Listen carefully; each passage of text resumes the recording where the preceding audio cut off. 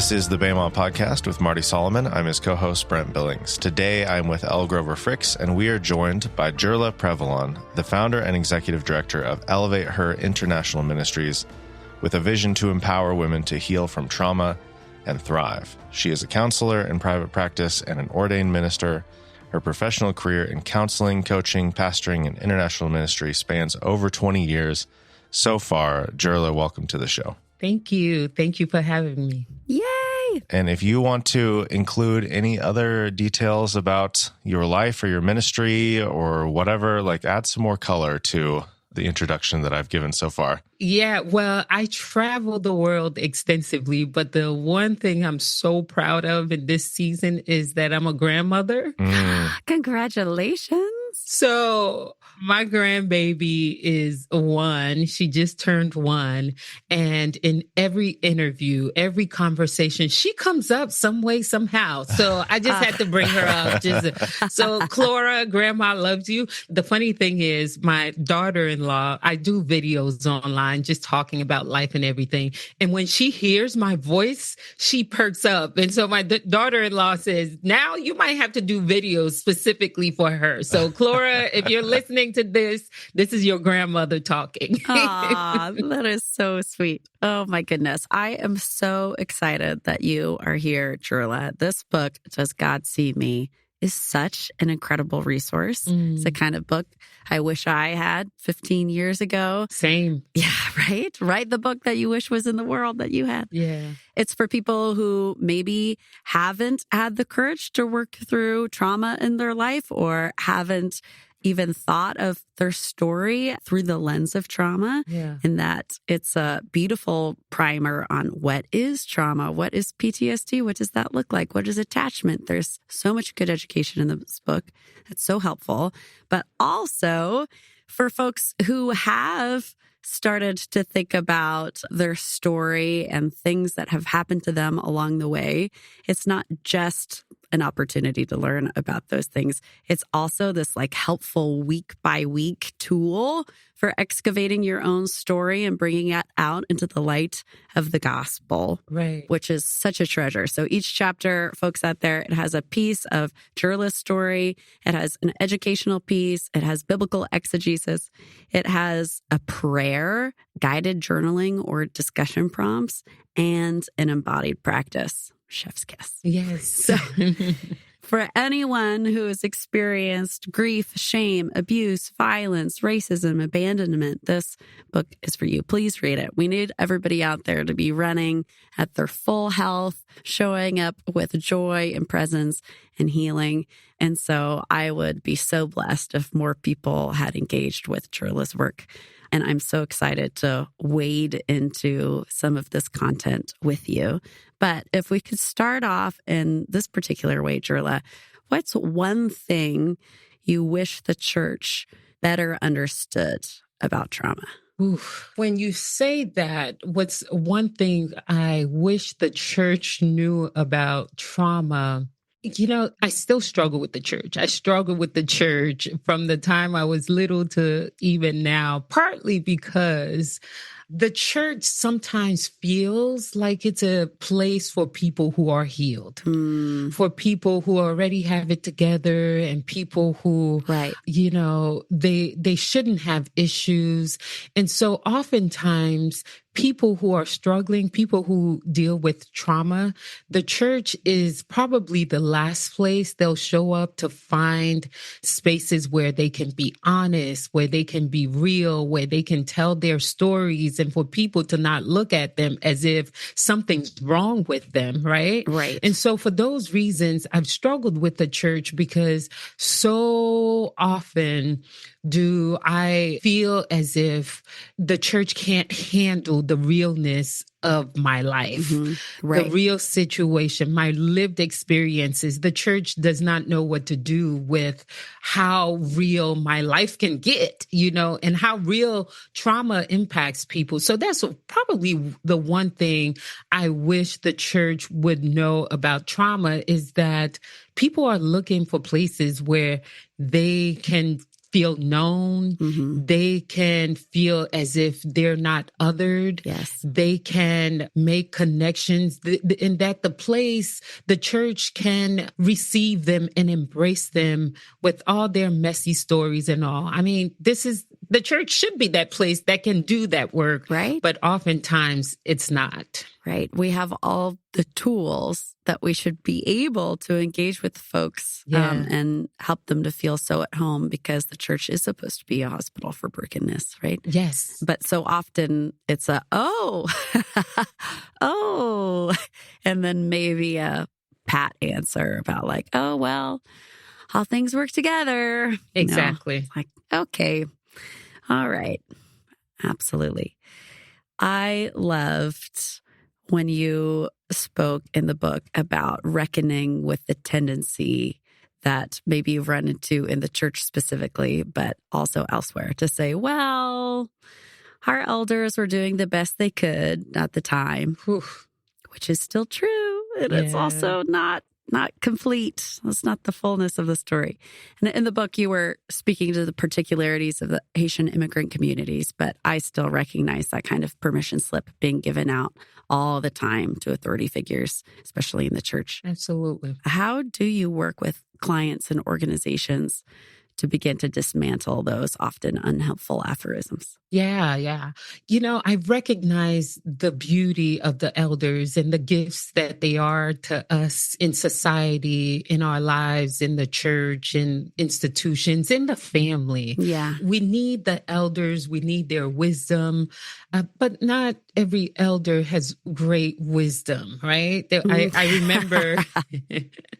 remember one of my professors from seminary used to say, the older you get sometimes means the older you get. It doesn't necessarily mean the wiser you get. And so when I work with clients and churches, we create spaces for awareness for just what I just shared, that there are some elders that have great wisdom and they have patience and they have the wisdom to help us navigate through our lives, right? Mm-hmm. And there are some elders who are broken people and they've never done their work. Right. And we need to be aware of that and we need to name that. So part of the work that we do is the naming, right? Mm-hmm. And so often in our families, we are not even given permission to name that. Right. To name that what they did was wrong, to name that the way they parented was not loving, it wasn't kind, and to name that, I needed more. Fun story. Well, not very fun. Yeah. I'm a therapist and a pastor, and I have 3 sons, and my twin sons, and I thought I was doing a pretty good job, as a parent, because as a therapist, you think, I know, there are tools that I've used and some things that I've learned to not do and some things that I need to continue to do. A couple years ago, my sons walked up to me and said, we experienced trauma too. And I'm like, what do you mean? What are you talking about? And what they were talking about is that generational trauma from being a child of immigrant or being the grandchild of an immigrant, and the way they experience shame and the way they experience, silencing, the way they experience, because I experienced that, as a second generation immigrant, I've experienced spaces where I couldn't be vocal. I couldn't be loud. Right. I had to be quiet. I had to stay quiet. I transferred that onto my children, right? Yeah. And several years ago, they came up to me and said, Mom, this is how we felt. Now, in my head, I was thinking 2 things, On the one hand, I wanted to tell them, get away from me because I'm this super wonderful therapist and I've done my work and I'm the most amazing parent there is. How could I actually? Exactly. And have you read my book? And that was like in the middle of my book tour. Okay. Mm-hmm. But what I did was embrace that tension in that moment Mm-hmm. and realize that they were speaking of something that they experienced. And I needed to be quiet and I needed to listen.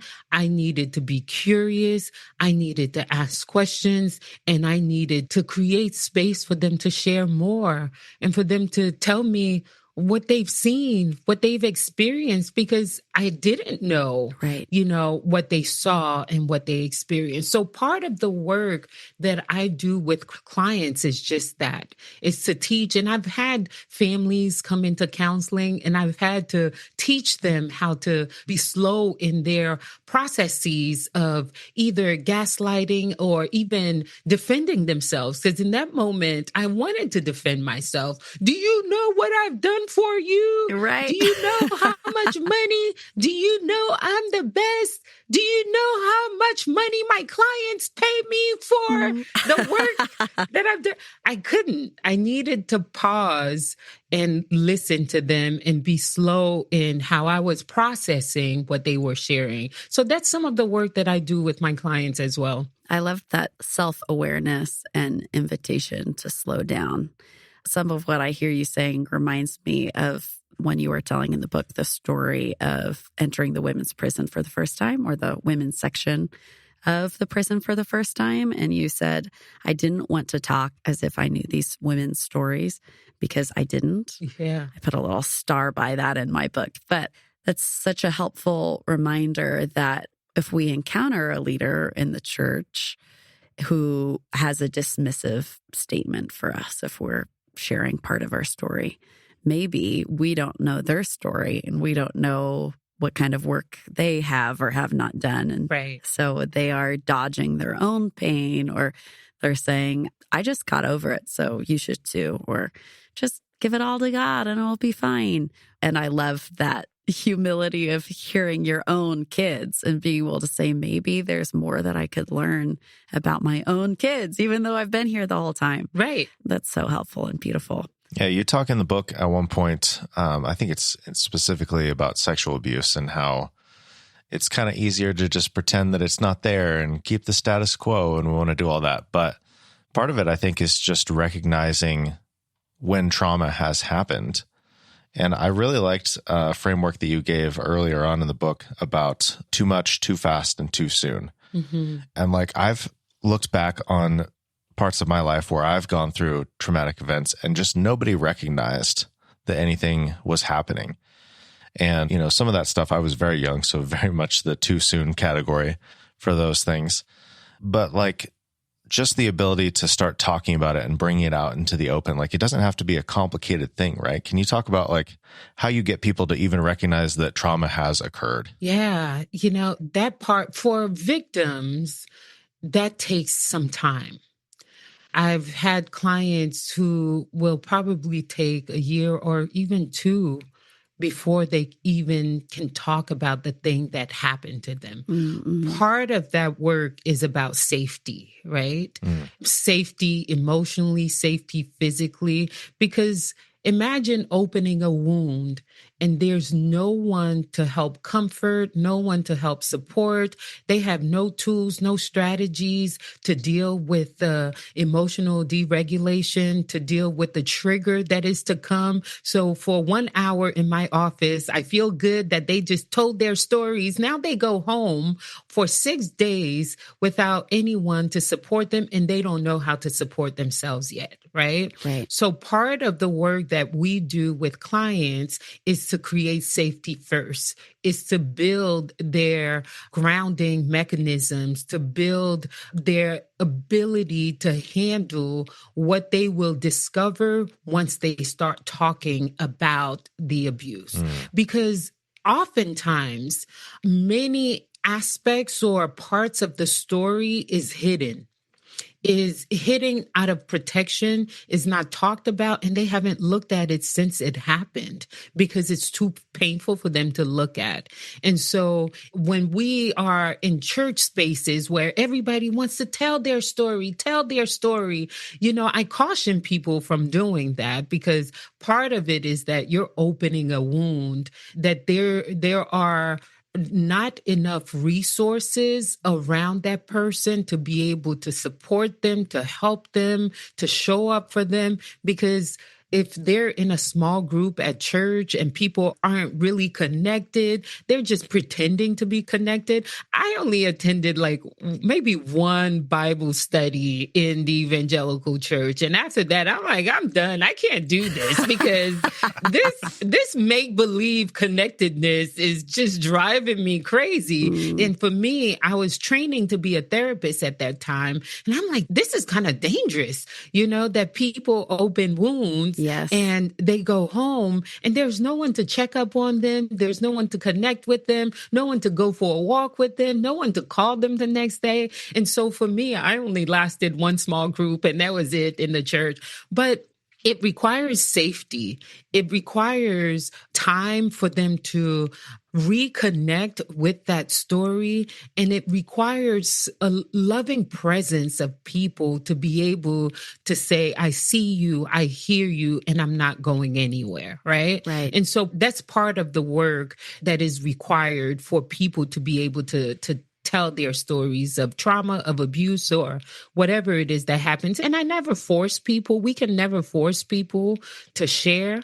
We give them permission to share or not share. Right. And that's the safety we create in the church when we allow them to opt out. Right. Beautiful. I've been in those spaces too, where it's like a mandated go around the circle and say something and cry. Yeah. And there's this expectation of earned community that hasn't always truly been earned, to have the privilege of getting to be a witness to somebody's deep pain. Right. And then you slap a little prayer on the end or some kind of something that feels like good news, and then everybody's sent back home. And people who experience PTSD are left with, more nightmares and more flashbacks, however that looks for them, more anxiety, and they might not even be aware. So more training for small group leaders of all kinds would be a gift, right, to be able to handle, what do I do when someone wants to bring out their story? And do I ask them, hey, let's pause? Yeah. Yeah. That's so good. One of the things that you invite readers toward, feels so life-giving to me, is the biblical practice of lament. We've talked before on Bema about lamenting and looked at some Psalms, but I love the way you described lament as the ability to sit in theological tension without dismissing the trauma, defending God, or pivoting to easy answers. Yeah. Kind of continuing this line of thought about the church, what's required of us to be able to engage in that work and do that well? Well, it's required a confidence in God, that God can handle it, right? Yes. Yeah. I remembered after my brother passed, and I was struggling with happy thoughts of God. And I talked to a friend, and the friend said, it's okay to be angry, but don't take it too far, or something like that. She was already creating parameters around my lament and my anger for God. And in that space, I wasn't done yet. And at that time, I was just getting started with my lament with God. Yeah. I was just getting started. And what happened to me in that season is my confidence for God grew through my lament, because there was this peace about knowing that God is good and God can handle it, and God can handle me, right? Right. And God can handle the inconsistencies that I was seeing between what the Bible was saying and my lived experience. Because all throughout the evangelical space, I heard about the omnipresent and omnipotent and omni this of God. Yeah. And I'm like, well, if God is all this, then what is this? Yeah. Right?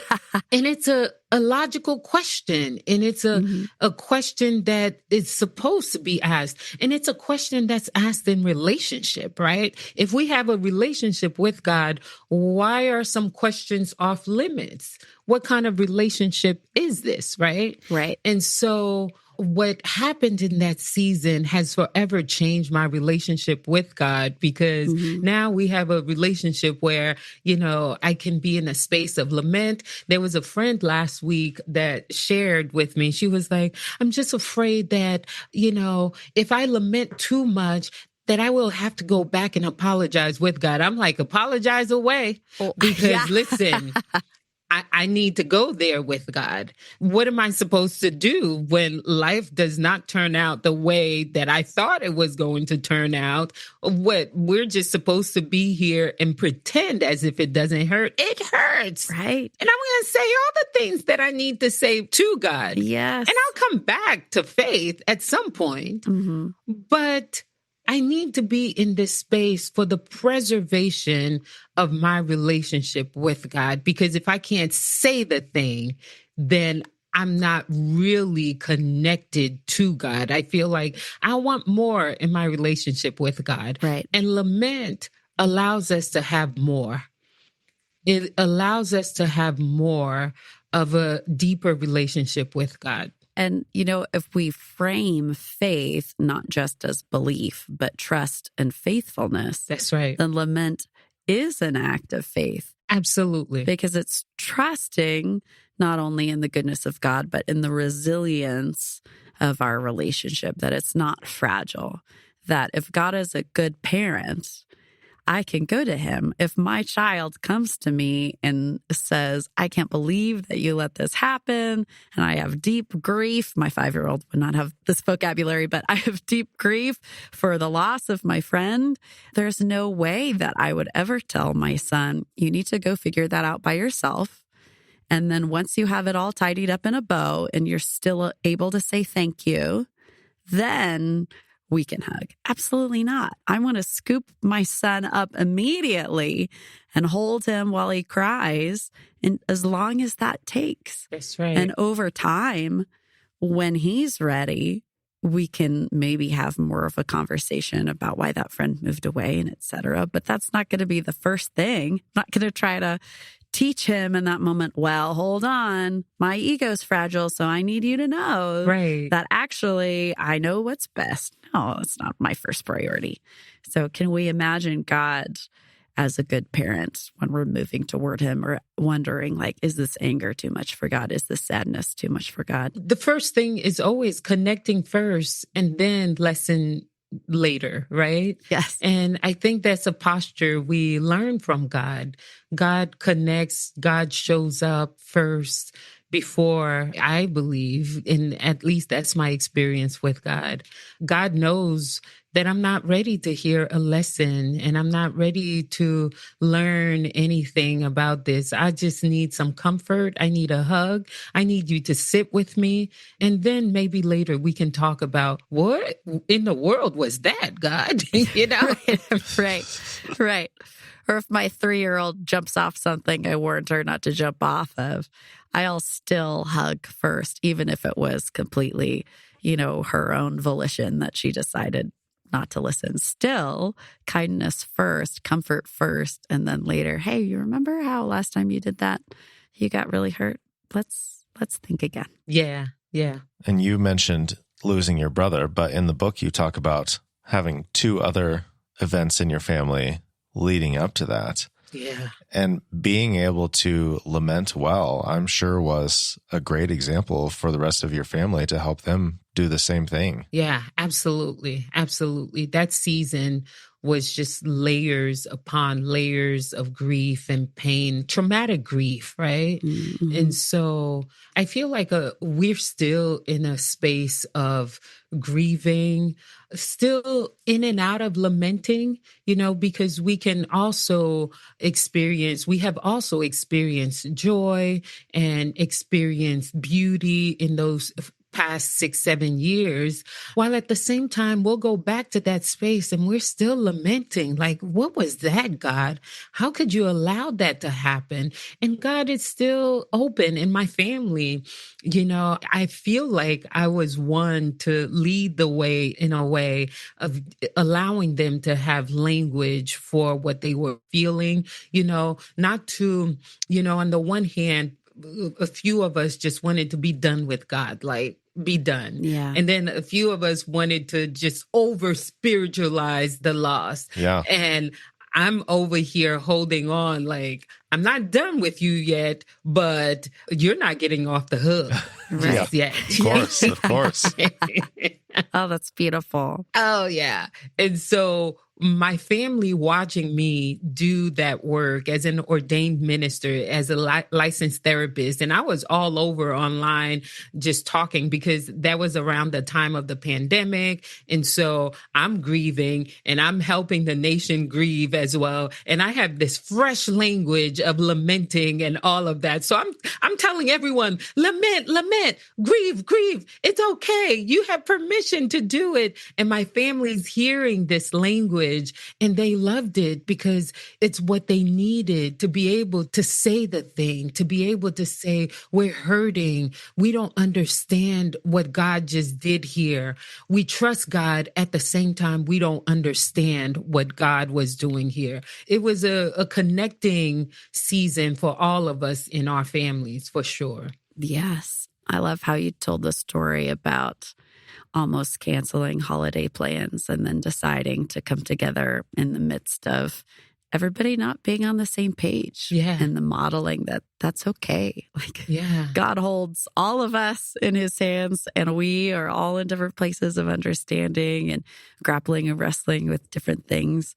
And God still calls us to be together. Absolutely. I wanted to talk about a quote that I found moving. You're talking about relationships in this section of the book and about how relationships are kind of the context, not just for joy and togetherness like we were just talking about, but also for identifying when there's sin that has taken a deep root. And how if we don't cultivate the relationships and stay in relationships with folks around us, then we're missing out on a primary opportunity to experience being transformed in the image of Christ. So here is that quote I wanted to read. Your engagement in relationships can help you become aware of sin in your life. It takes great humility to submit to accountability, allowing others to see you and speak into your life for your benefit. Awareness is key when you need to confront sin, and relationships are vital in supporting that process. What would you say to an American nation of siloed lone wolves? We're all on our phones, we're all consuming media, we're all working, or many of us now work independently. And often we attend church and our other social or spiritual commitments only when convenient. Yeah. We're missing a big part of what makes us us. And I think that's part of the pain we're experiencing in this season in America is that we're lonely people, we're disconnected people, we're facing the biggest epidemic of loneliness, because we're lonely and there's no one to speak life or correction to our life, right? Right. We have created structures around us of yes people or yes AI. I've heard of people who just get advice from AI more than they do their friends, and I struggle with that. But we need true people, real people who we have walked with and who have permission to speak into our lives and to even call us in when they see something and for us to be able to do the work with one another. And like you said, we're so fast paced, we're so busy, we're so individualistic, and when do we have time to cultivate those relationships where others have room to say, hey, I saw this, I saw that, what do you see? How do you see that, Right. And so it's very concerning because accountability and doing real life on life together is necessary for healing, for growth, for us to do the work of God, because we're not perfect. And so we're going to mess up at some point. And so it's important for us to create these relationships around us that can call us in. And it's sad that we're growing into a space where there's very little accountability around us. Yes, especially even as awareness is growing that some of the accountability spaces that we've been in weren't always healthy. Yeah. And so then the pendulum swings away to be like, well, I guess we're never going to practice confession again. Yeah. We're never going to share what we're struggling with because the last time I did that, it was this unhealthy space. And so I guess that whole practice isn't healthy. Yeah. It's like, whoa. I know. Can we find some kind of middle ground? Yeah, I know. We throw everything away. We throw it all away. We need to find a middle ground to come back together, to confession, to lament, to, asking for forgiveness and giving forgiveness and staying in the relationship. And I do understand that there are relationships that must end, right? Mm-hmm. But not all relationships. Not all relationships must end. So we have to figure out which are the ones that need to end and which hard ones need to stay. Right. That's a great call. I love that you also called your readers in this book toward embodied practices. So there's the journaling prompt, there's the prayer. Absolutely love that. And also movement-oriented spiritual disciplines, which are so often lacking. Yeah. I come from a community of often white folks who would much rather imagine themselves as just brains and bottles that don't have bodies. Yeah. They don't need to do anything, quote unquote, embarrassing. They don't need to stretch. They don't need sunlight. They don't need dance. They just need to think good thoughts. Yeah. And that's the end. I am sure that you encounter folks like that all the time, regardless of background. Do you mind sharing ways that you've helped folks move through that obstacle on the path to their own flourishing? Yeah. Part of the issue here is a disconnection from body. Mm-hmm. And for me as a trauma therapist, sometimes disconnecting from the body is a trauma response. And so we don't know how to be present and how to connect the mind, body, and soul together. So part of what I was doing in the book is to come back to self, come back to the body. Especially in the church, we are taught that the body is not as important in the spiritual work as the mind and learning and feeling spiritual. But the body is just as important in doing spiritual work and healing work as the rest of our bodies, right? Yes. And so what I do is to help people rediscover a relationship with the body. And so part of what I would often do is ask them to pay attention. Pay attention to how the body responds to this song, for example. How does the body respond to this psalm? What is happening? What do you feel in your stomach? What do you feel in your heart? Or where do you feel the pressure? Is it in your shoulders or even on your legs, in your knees? So paying attention, even when you're reading the Psalms, pay attention to how your body is responding to these words of God. And so part of the work that I do with people who are disconnected with the body or don't necessarily see the importance of engaging the body in the work is helping them to reconnect, helping them to listen again, and giving them different exercises to just notice. Yes. Notice what's happening here. Notice what's happening there, because the likelihood that the disconnection is just with, God or even the church is just very low. It's not just with God. It's also with others. It's also with, your children. It's also with friends. And so part of the work that we do is not just teaching them to be connected with the body for their own good, but for their own good of the relationship, the betterment of the relationship, right? Of their other relationship. So that's the kind of work that I help them do to reorient them back to self. Yes. Oh, that's so wonderful. And it's biblical. Like Miriam, after crossing the Sea of Reeds, after all of the trauma of the plagues and escaping the army, the first thing that they do is sing. Yes. Which stimulates the vagus nerve, right? And they dance. Yes. As they go on out. I was speaking to someone who had just made it through, by grace, a very dangerous situation where she's trying to advocate for marginalized communities, and she was concerned for her safety. And on the other side, when she got back from that event, there was a mariachi band, and her elders and mentors were like, and now we'll dance. And she was like, I can't do that. I need to get in my car and cry and be alone and just think about what happened and be grateful.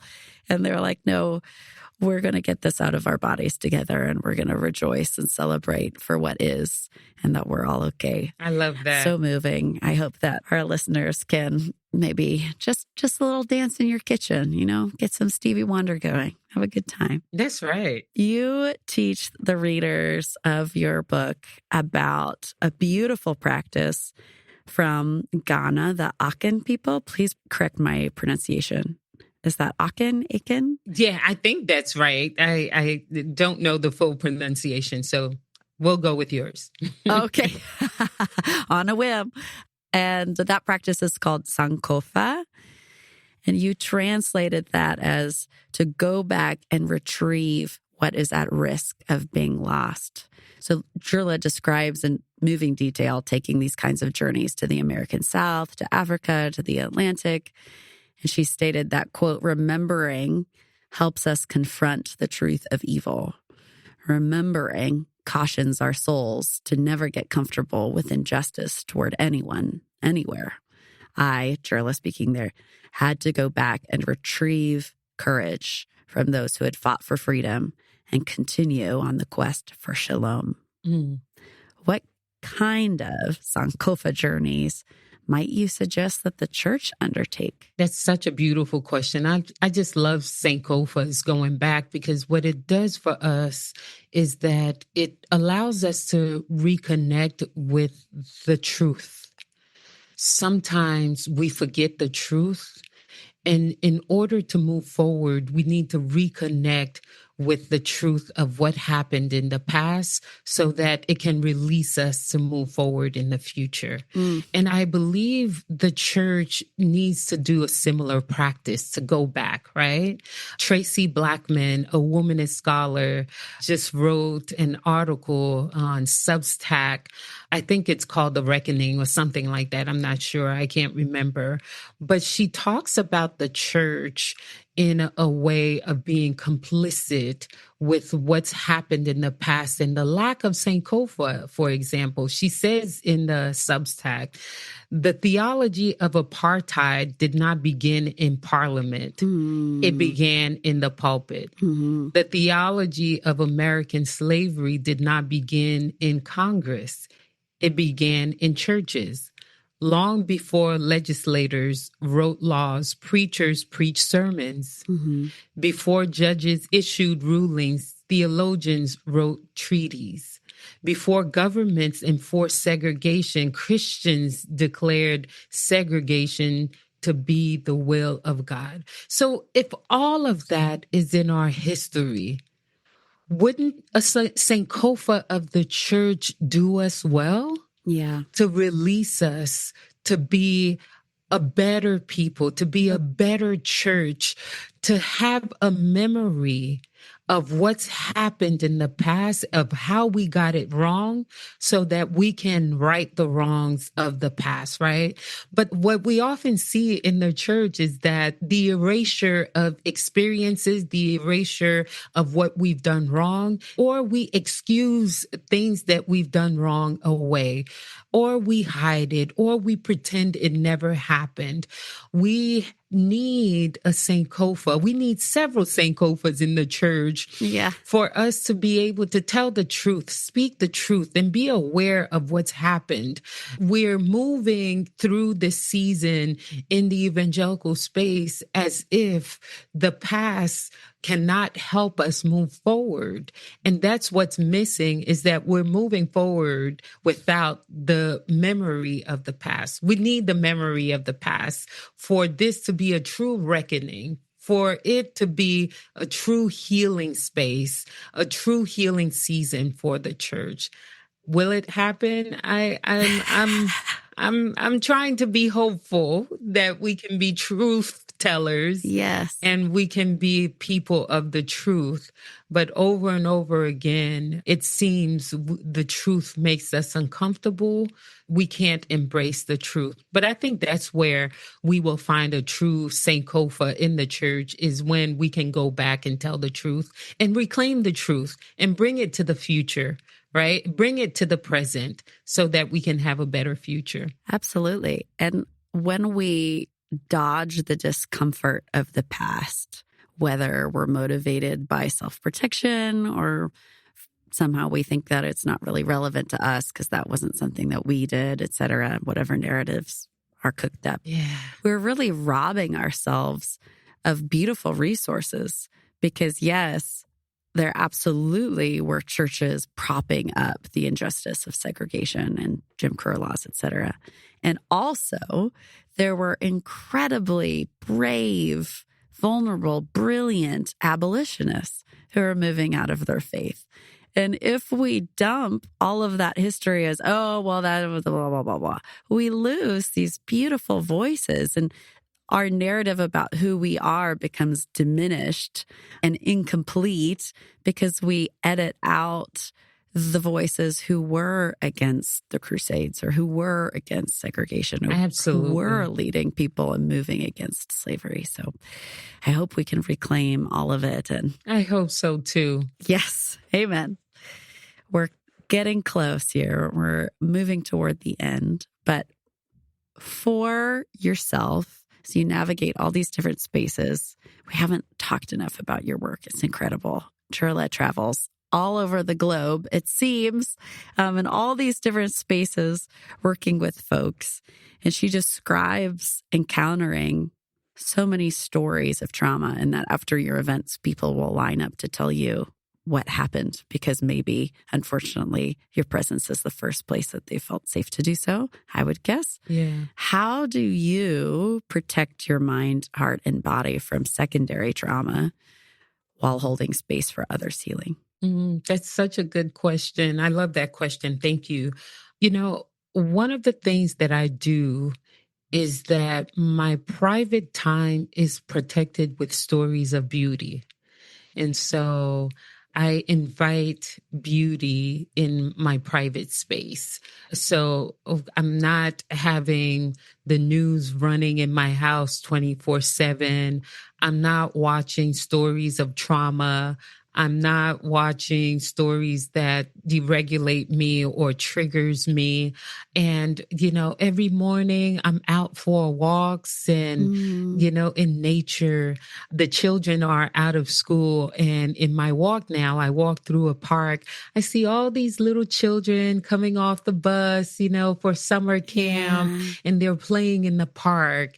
And yesterday was 3-legged races. And this morning, I saw her twice now, 2 days in a row, this young woman braiding hair, you know, with braiding her friend's hair. I'm assuming friends. And I just love that. I just love the beauty that I get to see on a day-to-day. And that's how I protect myself. It's just physically, I'm doing physical things and I'm allowing beauty to come in. So I take my private time very, very serious honestly, and my day is very slow going, slow moving, because when I go into the spaces of trauma, there's unpredictability of what I'll hear, Right. and the pain that I'm holding for my clients and people that I hear and that I work with around the world. I'm carrying all of that. So in my private space, I create special moments where there's beauty. So I'm laughing with my granddaughter. Every single day we're talking on FaceTime, and she's doing all kinds of silly things, and she's walking. So, I mean, really, those moments give me life to continue to do the work, and just like you say of the dancing, the mariachi band, that's my life. I'm dancing, I'm playing, I'm having fun, I'm creating beauty, I'm creating programs, I'm being creative in my own space. And so all those things give me life so I can continue to do the work. Gorgeous. May we, the rest of us, so carefully guard our space and time so that when we are showing up for others, we're able to do so with full openness and not need to dodge and have dysregulated reactions. I love that answer. Well, I also think that's part of the reason the church is unable to receive those that are experiencing trauma, PTSD, because the church is a dysregulated, trauma, a place where there's a whole bunch of trauma and they don't know what to do with it. And so often they don't know what to do with it. And so part of what I teach leaders and pastors in the church to do is to learn how to take care of themselves so that they can take care of others. So some of that is sometimes missing in the church. Yes, we wouldn't be moving from spaces of joy and hope and enoughness when we need to move into places that are experiencing scarcity and suffering instead of moving out of anger or bitterness or frustration or... Yeah. Dieula, tell me about your work in Haiti in particular, because you have Haitian heritage. And I am just imagining, like you talked about going into your jail ministry and showing up and finding out like, oh, all of these women already know about Jesus. They just want to know what Jesus I'm talking about because they've heard so many different versions of Jesus.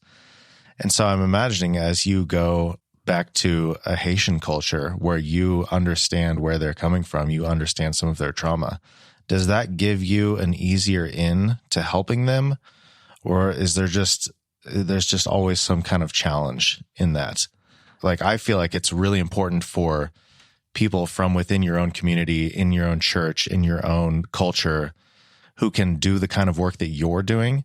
And so I feel like you're probably training the kinds of people who can continue that work after you have left, because you're everywhere. Yeah. I feel like you're doing this work everywhere. So talk about that process and like what it's like to train those local leaders who can continue the work. Yeah. I love working with my Haitian sisters and brothers.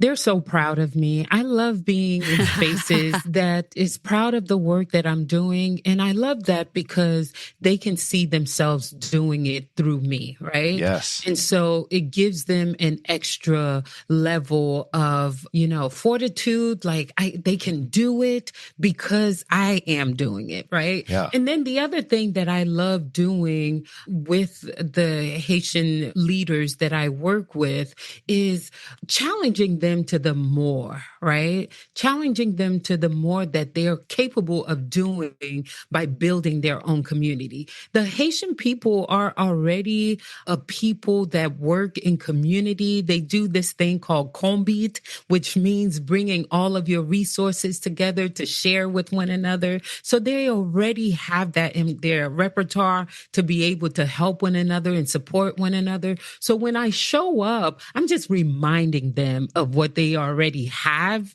in their systems, in their rhythms. They already have that in their rhythms. So I just go forth and remind them of that. The challenge of working with Haitian people, especially the ones that are in Haiti, is knowing that there are limits. there are limits to what they're capable of doing. Because sometimes you do need the money. You do need the financial resources. You do need the food. You do need the partners. You do need the people to invest in your work. And so for me, that breaks my heart because I don't want to open up areas of encouraging them to do this, this, and that when I know they're going to be met with challenges when it comes to resources. So we're always having to do this dance. I'm always having to do this dance with local leaders to make sure I understand what they already have in the community and not to challenge them to do things from my Haitian American mindset, where I do have basically unlimited resources. I can call anyone to say, hey, I need XYZ. Within limits, I can get it. Whereas for them, it's not the same story. So I'm always having to do this dance with local leaders to make sure I understand what they have within their communities, and based on what they have in their communities is how I encourage them to use what's within the community already. But I love working with the Haitian leaders, Haitian women. They're so fun. And that's the thing with Haitian people. You know, sometimes I'll be talking with other Haitian sisters and brothers, and people will think we're fighting, but we're not fighting. We're just passionate about what we're saying. And we use our hands, we use our bodies, we use everything, you know, to express ourselves, to talk to one another, to have fun, to have joy. And that's the kind of fun we have whenever I'm around the Haitian women is, you know, we're loud. We're dancing, we're celebrating, we're encouraging each other on, we're hugging each other, we're kissing each other on the cheek. So it's like a love fest, you know? And I think that's how they go on, is because as much pain as they experience throughout generations, that's as much joy that they have. Right? They know how to have joy. They know how to experience joy. And I love that about my people. So beautiful. What a model. Okay, closing out here. Say you have a pastor, a minister, a small group leader, any kind of leader, and they're realizing that these issues are prevalent, which if you're still not convinced of that, boy, you better buy and read this book. But thanks to listening and learning, maybe they're realizing that these issues, they touch so many of us, and therefore that they touch a significant number of folks in their communities. What would you recommend as their next step? They're just figuring this out. Well, one of the things I want to do is to encourage pastors, leaders, small group leaders, that they too can do this work. I think one of the things that's happened in the past few decades is that the belief that we can create true healing spaces for people to belong, to find belongingness, it has gone out the window.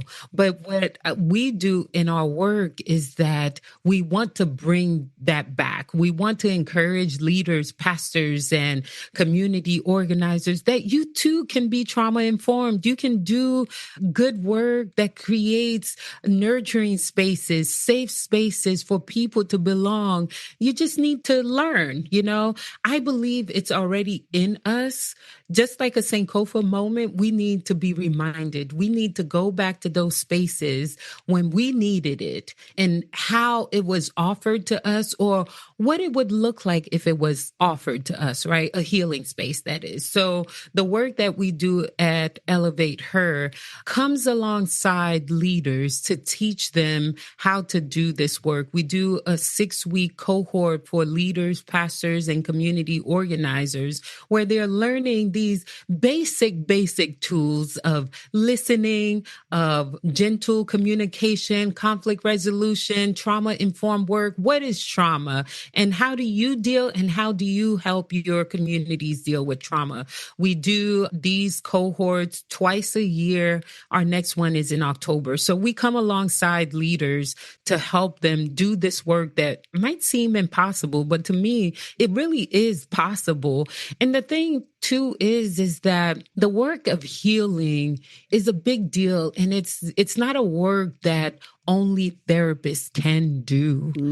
I believe pastors can do healing work. I believe the average local church member can do healing work. Are you willing to slow down? Are you willing to truly listen? Are you really willing to learn how to respond reflectively? Are you willing to not be a jerk to people that are hurting? Big ask, Dieula. The work of being trauma-informed is to learn how to not be a jerk.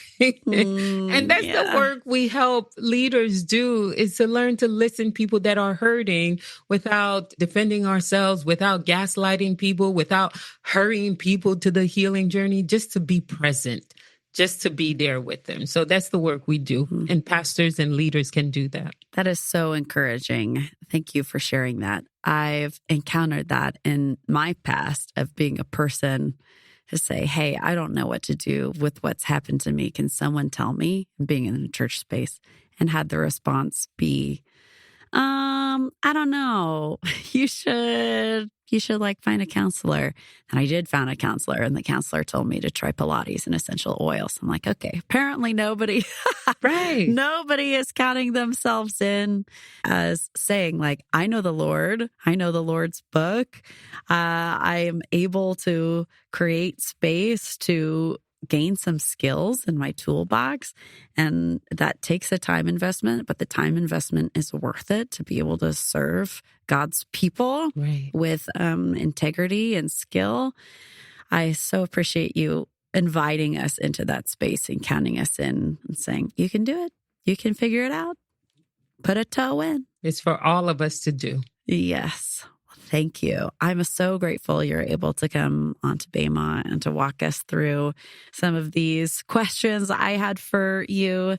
We by no means walked through the book, by the way. This is just random things that Elle wrote on the inside cover when they popped out to me of like, oh, I really want to ask her this. So people out there, read the actual book. You might discover, oh, I thought this was just for other people and it's actually for me. Or maybe you're working on your own journey. This is a tool that you need. So I'm so thankful for your time, Dieula, and for everybody who's stuck around to hear more about your work and your story. Oh, yeah. Thank you so much for having me. You have shared so generously your time today, and you shared so much of your life in this book. I truly encourage people to read it. It is powerful work. And if people are interested in other things that you're up to, Dieula, where's the best place that they can find what you're up to? Yeah, if they would go on my website, DieulaPrevilon.com, they will find all the information. They'll know how to reach me and shoot me an email, and we can chat. Okay, perfect. Well, we will have a link to that as well as all the other things we talked about in our show notes today. People can find that in their podcast app or at BemaDiscipleship.com. And everything that we do is made possible by our listeners who support our work. So we thank you for doing that. And thank you for joining us on the Bema podcast today. We'll talk to you again soon.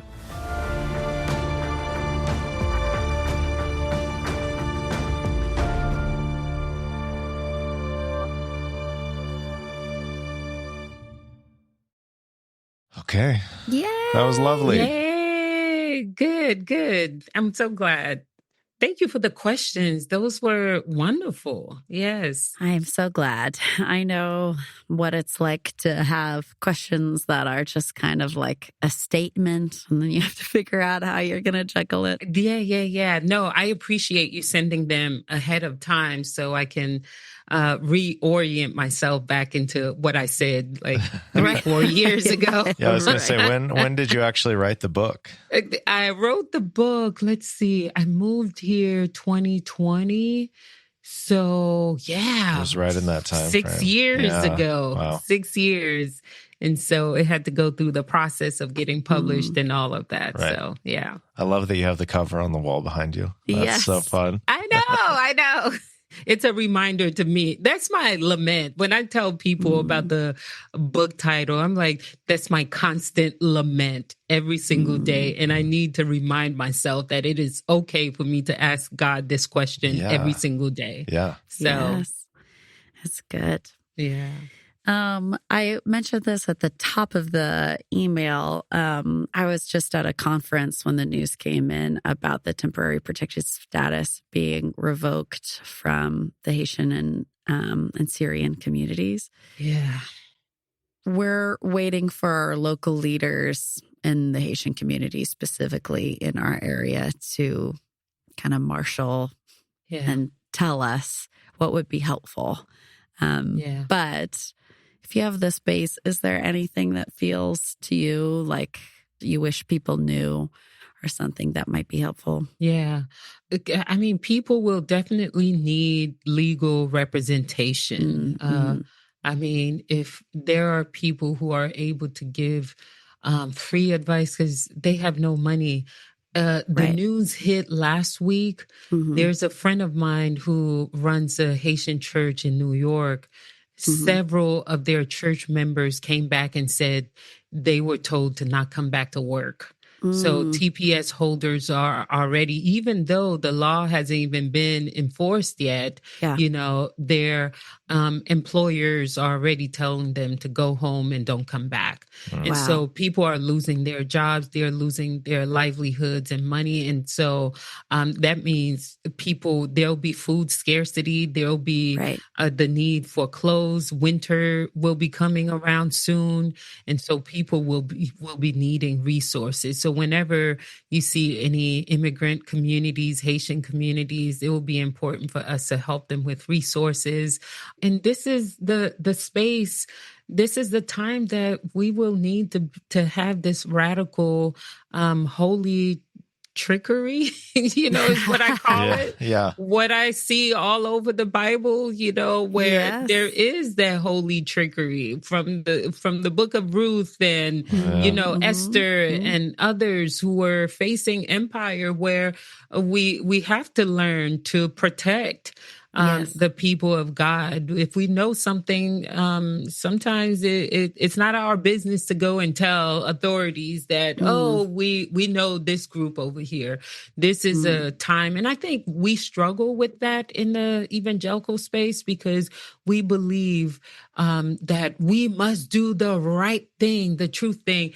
And I keep thinking about Dr. King, where he talked about, what are the just laws that we need to enforce and the unjust laws that we need to not follow. And this is a time where we have to really press in and protect the people of God from unjust laws by providing resources, money, food, shelter, even.